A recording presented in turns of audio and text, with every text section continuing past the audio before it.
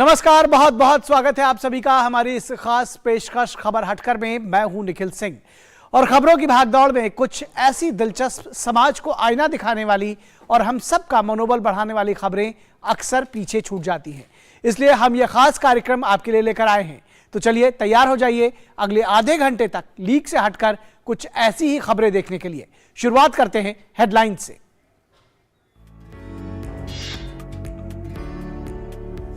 वाराणसी में महाकवि जयशंकर प्रसाद की याद में नाट्योत्सव और राष्ट्रीय संगोष्ठी का आयोजन।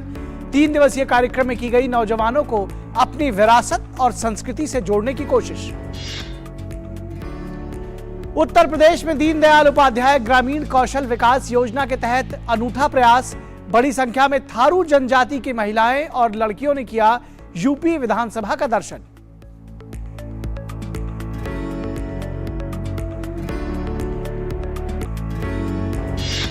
कॉफी की खेती ने बदली छत्तीसगढ़ के बस्तर क्षेत्र की तस्वीर।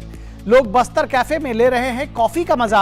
आदिवासी किसानों के जीवन में आ रही है खुशहाली।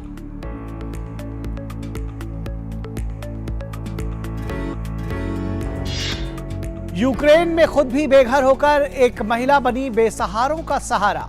अपने घर के मलबे पर बैठकर हर रोज भूखी बिल्लियों को खिलाती हैं खाना। भाऊ साहब शिंदे स्टारर मराठी फिल्म रौदलौरों का ट्रेलर आया सामने। 3 मार्च 2023 को सिनेमाघरों में रिलीज होगी फिल्म।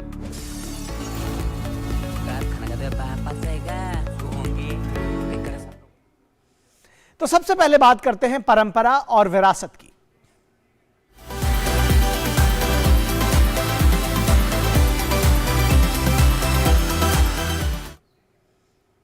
काशी में साहित्यकारों की रचनाओं का नाट्य मंचन करके छात्रों, युवाओं को अपनी विरासत के बारे में जागरूक किया जा रहा है। महाकवि जयशंकर प्रसाद के नाम से गठित जयशंकर प्रसाद ट्रस्ट, संस्कृति विभाग उत्तर प्रदेश और महात्मा गांधी काशी विद्यापीठ का संयुक्त प्रयास से आयोजित नाट्योत्सव और राष्ट्रीय संगोष्ठी में संस्कृति और विरासत की खास झलक देखने को मिली। जयशंकर प्रसाद साहित्य का एक बड़ा हस्ताक्षर। हिंदी साहित्य की हर विधा के पारंगत प्रसाद जी के नाम पर ही जयशंकर प्रसाद ट्रस्ट, संस्कृति विभाग उत्तर प्रदेश और महात्मा गांधी काशी विद्यापीठ का संयुक्त प्रयास है कि नौजवानों को अपनी विरासत से, अपनी संस्कृति से जोड़ने की कोशिश में ध्रुवा स्वामिनी गुंडा और कामयानी का नाट्य प्रस्तुत किया गया, जिससे युवा उस समय की देश की परिस्थिति से अवगत हो सकेंगे। नाट्य उत्सव करने का यही उद्देश्य है कि जो युवा भटक रहे हैं उनको अपनी ऐतिहासिक जो हमारी परिकल्पनाएं उनसे वो जो है प्रभावित हों और थोड़ा अपनी संस्कृति की ओर, भारतीय संस्कृति की ओर भी ध्यान दें। इस तरह के आयोजन में विश्वविद्यालय अगर अपनी भागीदारी निभाते हैं तो निश्चित ही अपने छात्र छात्राओं को अपने देश की आज की परिस्थिति और पूर्व की परिस्थिति से अवगत तो कराते ही है, साथ ही देश प्रेम की भावना का निर्माण भी करते हैं। इसमें प्रसाद जी की जो साहित्य सृजन की एक अलग परंपरा बनी, जिसमें सामाजिक परिवेश, हमारा रहस्यवाद, उसके साथ ही साथ जो हमारे बेसिक कंसर्न्स होते हैं सोसाइटी की, तीनों को एक साथ लेके उसको आज के आधुनिकता के परिवेश में उसका क्या महत्व है और क्या रेलिवेंस है, उसी को ध्यान में रख के ये कार्यक्रम बनाया गया है। ये संस्कृति विभाग और हमारी महाकवि जयशंकर प्रसाद फाउंडेशन के सहयोग से हमारे इस गांधी अध्ययन पीठ में इसका आयोजन हुआ। जयशंकर प्रसाद काशी से थे और हिंदी साहित्य में उनके लेख आज के परिवेश में भी प्रासंगिक है तथा काशी के जनमानस के पटल पर इस तरह के नाटक अपना प्रभाव छोड़ते रहते हैं, क्योंकि इन रचनाओं पर आधारित नाट्य उन्हें अपना लगता है। जयशंकर प्रसाद की रचनाओं से आज के युवाओं का परिचय अपने आप में साहित्य से परिचय, संस्कृत से परिचय, देश प्रेम से परिचय और अपने राष्ट्र की विरासत को, धरोहर को जानना है। ये युवा, ये छात्र इन चीज़ों को जब जानेंगे तभी अपने देश से प्रेम कर सकेंगे, अपने कर्तव्य का निर्वहन कर सकेंगे और समझ सकेंगे कि राष्ट्र के प्रति, समाज के प्रति उनका कर्तव्य क्या है। डॉक्टर हरकेश बहादुर सिंह गौतम, महात्मा गांधी काशी विद्यापीठ, वाराणसी, डीडी न्यूज। और कुछ खबरें आपके शहर और आपके गांव की।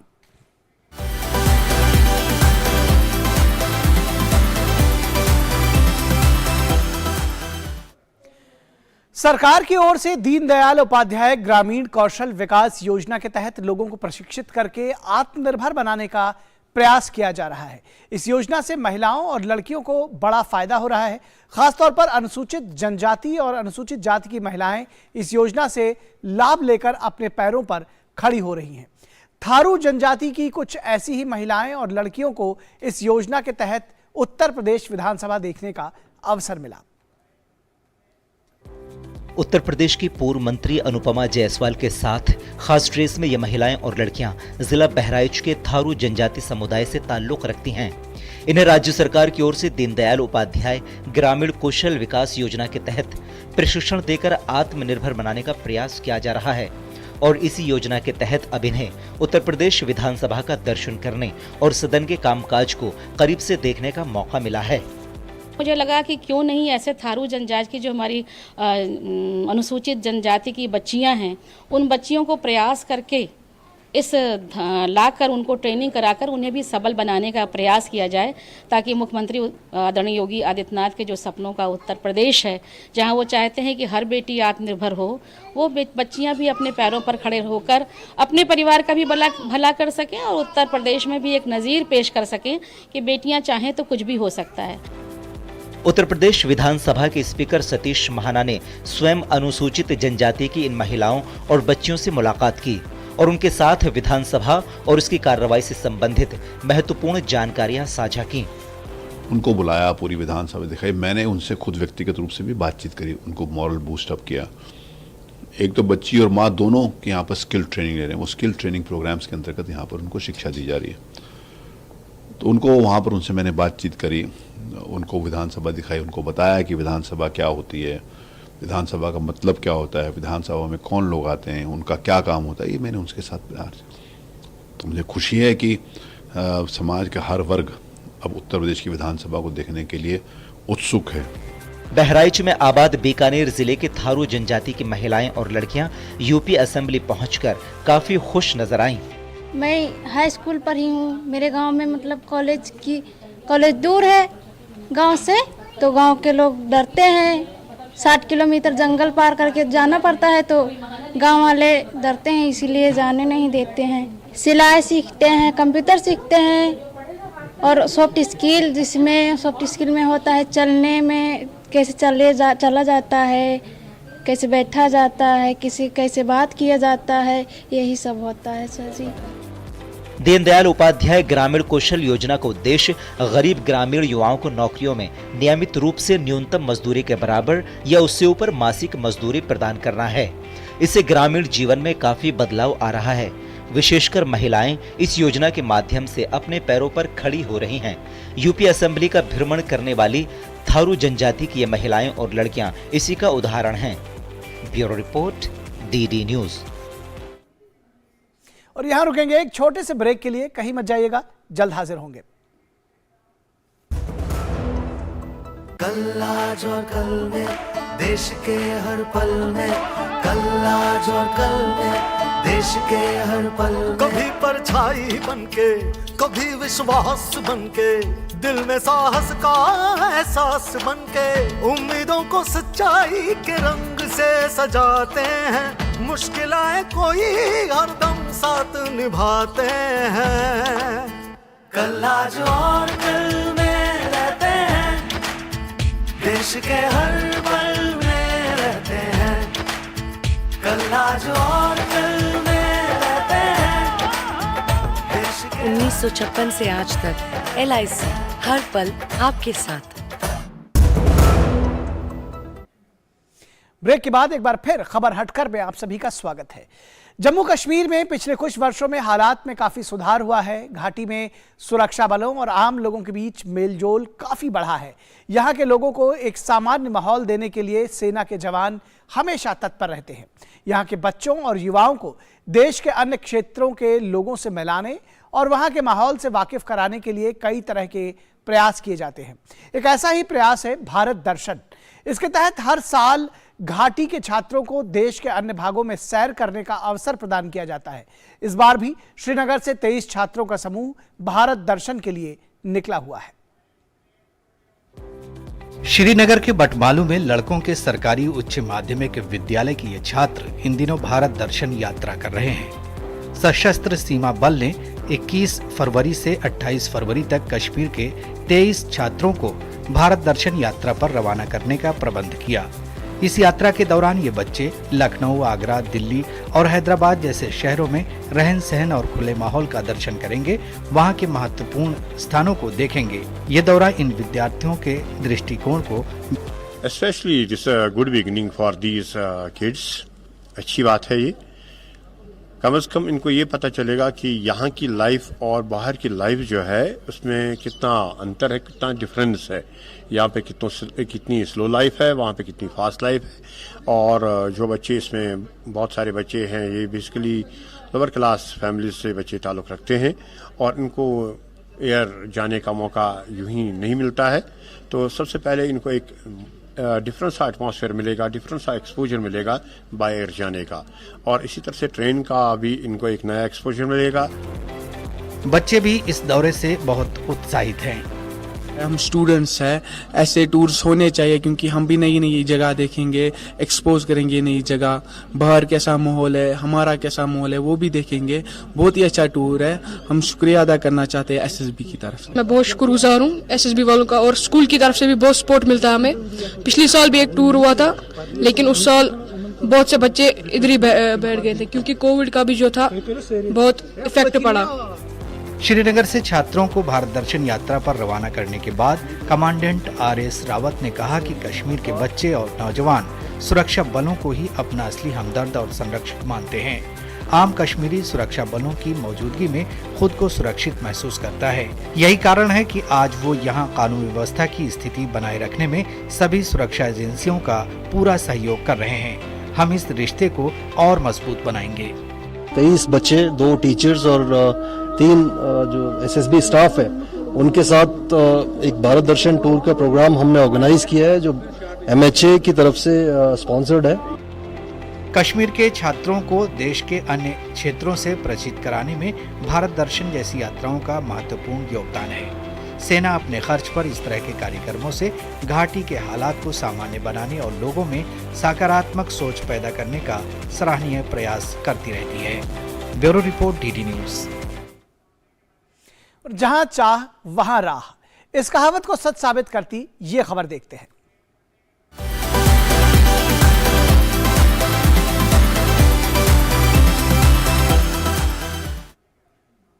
दिल्ली में मेयर पद आम आदमी पार्टी के उम्मीदवार शैली ओबराय को मिली जीत और आम आदमी पार्टी के उम्मीदवार शैली ओबराय को 150 मत मिले, वहीं भाजपा प्रत्याशी रेखा गुप्ता को 116 मत मिले।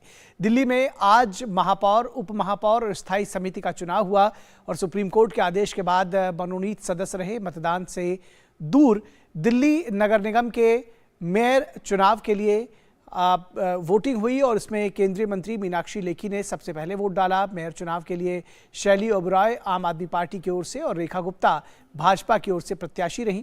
एमसीडी के 250 वार्ड्स के लिए 4 दिसंबर को चुनाव हुए थे और इसमें आम आदमी पार्टी को 134 और बीजेपी को 104 सीटों पर जीत मिली थी। कांग्रेस को 9 सीटों पर जीत हासिल हुई थी। 3 निर्दलीय प्रत्याशियों ने भी जीत दर्ज की थी। तो ये आपको ताज़ा अपडेट दरअसल हम अभी खबरों से बता रहे थे कि किस तरह से आम आदमी पार्टी के उम्मीदवार शैली ओबराय को दिल्ली नगर निगम के जो मेयर पद के उम्मीदवार थी उस पर जीत मिली है। रेखा गुप्ता चुनाव नहीं जीत सकी हैं बीजेपी के और आम आदमी पार्टी की शैली ओबराय जीती हुई है। और अग्निपथ योजना के तहत युवाओं को सेना से जोड़ने और उनके भविष्य को उज्जवल बनाने का भरपूर प्रयास किया जा रहा है। इस योजना के तहत अग्निवीरों को प्रशिक्षित किया जा रहा है। हरियाणा के रोहतक से ऐसे ही युवाओं को एक काफिला ट्रेनिंग के लिए रवाना हुआ। ऐसे अवसर पर अग्निवीरों का जोश देखते ही बनता था। हरियाणा के रोहतक से सेना भर्ती कार्यालय से अपने ट्रेनिंग सेंटर के लिए रवाना होते इन अग्निवीरों का उत्साह और उनकी खुशी बता रही है कि देश की सेवा के लिए मिलने वाला कोई भी अवसर कम नहीं होता। इन युवाओं का कहना है कि चाहे 4 साल हो या फिर 15 साल, उनके अंदर देश सेवा करने का जज्बा है। रोहतक के भर्ती कार्यालय में अधिकारियों ने दिशा निर्देश देते हुए 62 अग्निवीरों के इस काफिले को ट्रेनिंग सेंटर के लिए रवाना किया। हरियाणा रोडवेज के जरिए उड़ीसा स्थित गोपालगंज ट्रेनिंग सेंटर के लिए निकलते समय इन अग्निवीरों के चेहरे पर अलग ही खुशी थी। इन अग्निवीरों का कहना है कि उनके कंधों पर भारतीय सेना लिखा होगा तो एक अलग ही गर्व की अनुभूति होगी। उन्होंने ये भी कहा कि भर्ती कार्यालय के अधिकारियों ने जो दिशा निर्देश दिए हैं उनका पालन करके वो इतनी मेहनत करेंगे कि सेना में स्थायी तौर पर भर्ती हो जाएं। फैमिली वालों ने पूरा सपोर्ट करा है आर्मी के लिए। वैसे और फार्म भरने के लिए बोला था पर मेरा मन ही नहीं था। 2018 से प्रैक्टिस चल रही थी, 4 फिजिकल हो लिए मेरे, अब लास्ट में हुआ है। जी बिल्कुल खुश है जी। सरकार की अग्निपथ योजना युवाओं को न सिर्फ रोजगार देती है बल्कि उनके भविष्य के लिए भी सुनहरे अवसर पैदा करती है। 4 साल की अवधि पूरी होने पर ये अग्निवीर एक अनुशासित, गतिशील, प्रेरित और कुशल श्रम शक्ति के साथ अन्य क्षेत्रों में रोजगार पाने के उद्देश्य से भी अपनी पसंद के पेशे में करियर बनाने हेतु सिविलियन के रूप में वापस लौट सकते हैं। साथ ही इनका तजुर्बा इन्हें आगे भी देश की रक्षा करने के सपने को साकार करने वाला होगा। Bureau report, DD news. और बीएसएफ के इतिहास में किलापाड़ा की लड़ाई का एक स्वर्णिम अध्याय है।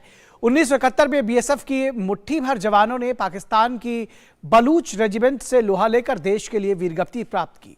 मेघालय के किलापाड़ा स्थित वॉर मेमोरियल पर आज भी रोंगटे खड़े कर देने वाली लड़ाई के गवाह बनते हैं। देखिए बांग्लादेश बॉर्डर से हमारे संवाददाता विशाल बेरिस्टो की यह विशेष report. I'm here at the war memorial in Kilapada and there is Bangladesh. It is an important chapter in the history of BSF because here 9 brave soldiers from the BSF laid down their lives for India when Pakistan's Baluch regiment attacked India. And I have with me Dr. Harmeet. He is the DIG in the BSF. Dr. Harmeet, first of all, how important is this chapter in the history of BSF? It's a glorious chapter in the history of BSF, wherein 9 of our brave people, they laid down their lives in the line of duty, fighting against heavy odds. It was just a section strength, and only 9 of them. They were attacked by 2 companies of Baluch regiment on 25th May, early morning 25th May of 1971. 2 companies would mean that at approximately 200 people. But these brave men, they stood the ground and fought to last man, last round, and laid down their lives in the line of duty. और अब वक्त है बदलती हुई तस्वीर देखने का।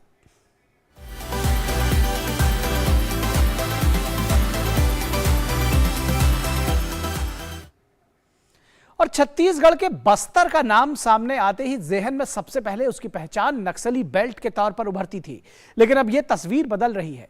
बस्तर अब देश भर में कॉफी हब के तौर पर अपनी पहचान बना रहा है। यहां बड़े पैमाने पर कॉफी की खेती की जा रही है। इससे आदिवासी किसानों को बड़ा मुनाफा हो रहा है, अच्छा फायदा पहुंच रहा है, उनके जीवन में भी खुशहाली आ रही है। बस्तर कैफे, जी हां, बस्तर में बनी कॉफी अब मार्केट में भी धूम मचा रही है। लोग शौक से कॉफी का आनंद लेने बस्तर कैफे पहुंच रहे हैं। अब इस कॉफी की मांग भी बढ़ रही है।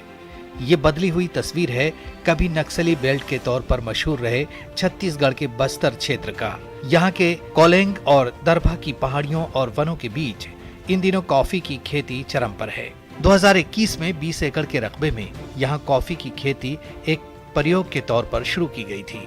अब इसका रकबा बढ़कर 320 एकड़ हो चुका है। विशेषज्ञों का मानना है कि बस्तर की जमीन कॉफी की खेती के लिए काफी अनुकूल है। कॉफी खेती के लिए 3 चीजों की आवश्यकता पड़ती है। पहला होता है समुद्र तल से ऊंचाई, वो कम से कम 650 मीटर से ऊंचा होना चाहिए। दूसरा होता है समर सोवर्स, फरवरी मार्च अप्रैल में 20 mm रेनफॉल। और तीसरा होता है छाया। तो हम अगर एलिवेशन की बात करेंगे, समुद्र तल से ऊंचाई की बात करेंगे, तो वो मानव निर्मित हम नहीं बना सकते। तो इस बस्तर पूरे जिले की बात करेंगे तो करीब 4 ब्लॉक ऐसे हैं जो 650 मीटर से 1100 मीटर की ऊंचाई पर स्थित हैं। वर्षा की बात करें तो यहाँ का जो पैटर्न है वर्षा का, उसमें फरवरी मार्च में एक बार बरसात आती है 20 mm, तो उसमें भी कोई समस्या नहीं थी। तीसरी बात आई शेड की, तो शेड हम मानव निर्मित बना सकते हैं। उन्हीं चीज़ को ध्यान में रखते हुए यहाँ पे कॉफ़ी की कॉफ़ी अरेबिका की 4 किस्म और कॉफ़ी या रोबस्टा की एक C/R किस्म को हमने यहाँ पे लगाया। तो 2017 और 2018 में हमने 20 एकड़ के अंदर रिसर्च परियोजना के माध्यम से इसकी शुरुआत की थी। बस्तर में कॉफी की खेती यहाँ के आदिवासी समुदाय के जीवन में भी खुशहाली लेकर आई है। आदिवासी किसानों को इसकी खेती से बहुत लाभ मिल रहा है। अब क्या है, हम गाँव में ही काम करते हैं और उस पैसे को, जैसे जिसके पास जरूरत का सामान नहीं रहता है या किसी बच्चे के फीस के लिए पैसा नहीं रहता, उस पैसे को हम लोग क्या बैंक के द्वारा होता है और तुरंत हमको हाथ में मिलता है, तो हम लोग को उस पैसे खर्च हो जाता है। कुछ पैसा हम लोग बचाते हैं और कुछ पैसा क्या है बच्चों के ड्रेस या कुछ चीज़ में इस्तेमाल करते हैं। तो निश्चित तौर पर एक यहाँ पे अच्छी फसल यहाँ पे आ रही है और उससे जो है लोग सीधे सीधे जुड़ रहे हैं और यहाँ पे चाहे महिलाएं हों या जो उनसे जुड़े हुए उद्योग से जो लोग हैं वो आज निश्चित तौर पर इस हमारे कदम का बहुत सराहना कर रहे हैं और उनके आजीविका में भी बहुत बढ़ोतरी है। छत्तीसगढ़ को धान का कटोरा कहा जाता है, लेकिन अब ये कॉफी की खेती के लिए भी जाना जाएगा और कॉफी की ये खेती यहाँ के जनजातीय और आदिवासी समाज के लिए किसी तोहफे से कम नहीं। Bureau report, DD news. और अब बात 7 समंदर पार के दुनिया की।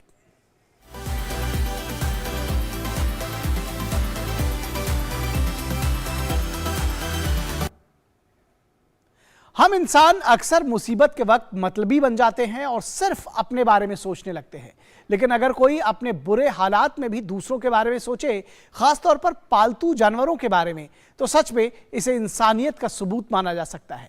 कुछ ऐसा ही काम कर रही हैं यूक्रेन की वेरोनिका। देखिए ये रिपोर्ट।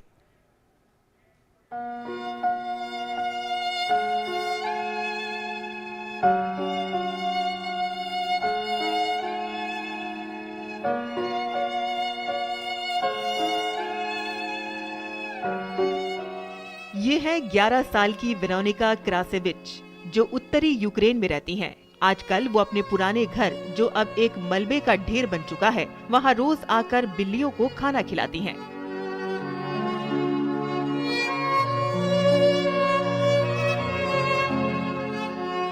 लगभग 1 साल पहले बोरोडियांका शहर में वो अपने परिवार के साथ इसी अपार्टमेंट में 9वीं मंजिल पर रहती थीं। पर रूसी गोलाबारी के दौरान उन्होंने अपनी जान तो बचा ली, पर अपना घर नहीं।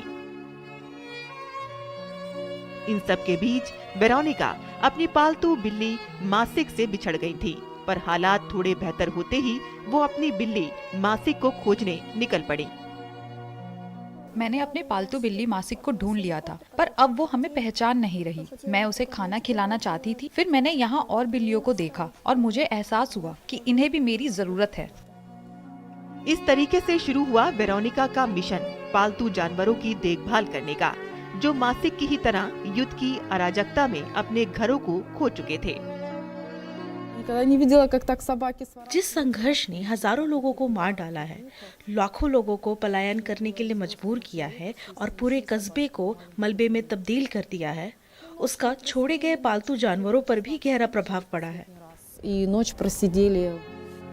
इतनी छोटी सी उम्र में अपना घर खो देना, इसके बावजूद आसपास की सभी पालतू बिल्लियां, जो कि अपने घर से बिछड़कर अब जंगली बन गई हैं, उनकी तकलीफ को समझकर उन्हें खाना खिलाना और उनका ध्यान रखना एक सराहनीय कदम है। खुद तकलीफ में होकर भी दूसरों के बारे में सोचना, खासकर जानवरों के बारे में, ये हमें जीवन जीने की सीख देता है। Bureau report, DD news. और अब वक्त है बाइस्कोप की बातों का।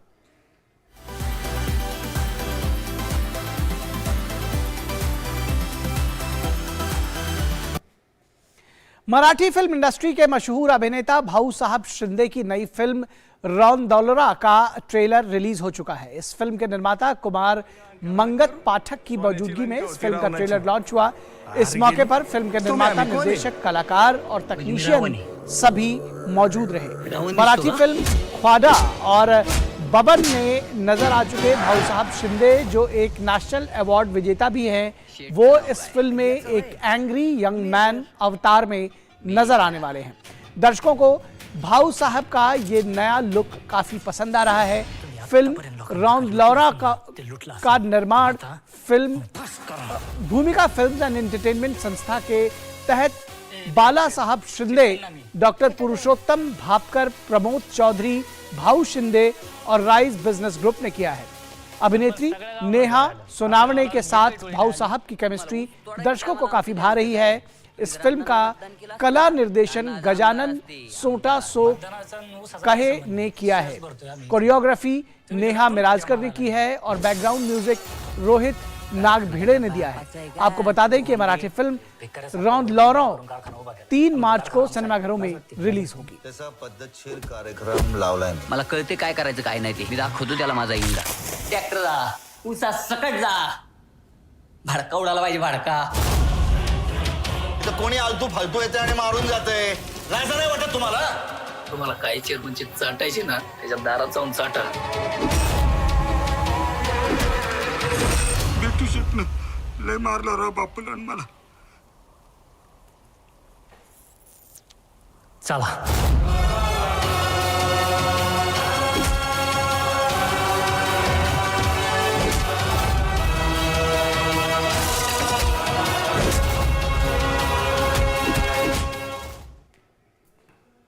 तो खबर हट करके इस अंक में बस इतना ही। हमारी पूरी टीम को दीजिए इजाजत। नमस्कार।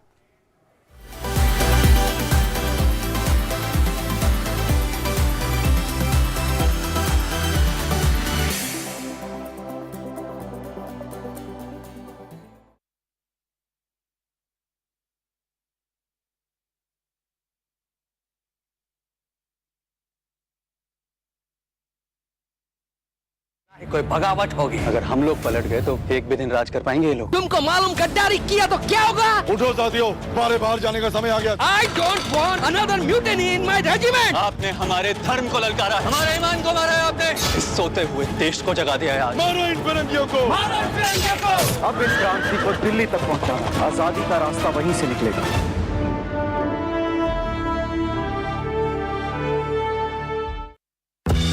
मन की बात है जन जन की, संघर्षों के कुछ किस्से, कहानी कुछ सफलताओं की, अनकही विरासत की, उम्मीदें नए भारत की। महीने के आखिरी रविवार का रहता है इंतजार। ब्रह्मपुत्र के घाट से हिमालय के विस्तार तक होती है मन की बात प्रधानमंत्री के साथ। तो सुनिए इस महीने 26 फरवरी सुबह 11 बजे आकाशवाणी और दूरदर्शन के सभी चैनलों पर। आप भी माननीय प्रधानमंत्री के मन की बात का हिस्सा बन सकते हैं। इसके लिए आप अपने सुझाव post box number 111 Akashvani Delhi पर भेज सकते हैं या फिर नमो ऐप या माई गव के ओपन फोरम में पोस्ट कर सकते हैं। तो याद रखें, रविवार 26 फरवरी सुबह 11 बजे मन की बात।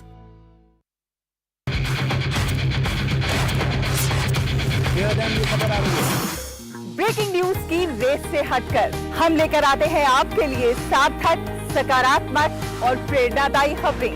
खबरें सिर्फ हाथ से नहीं होते, खबरें अच्छी भी होती हैं जो देती है हौसला, बढ़ाती है आत्मविश्वास। मुश्किल वक्त में भी जब लोगों ने दिखाया कुछ कर गुजरने का जज्बा, हम लेकर आते हैं अपने इस खास कार्यक्रम में आम लोगों के जज्बे की कहानियाँ। देखिए मेरे साथ गुड न्यूज जज्बा इंडिया का।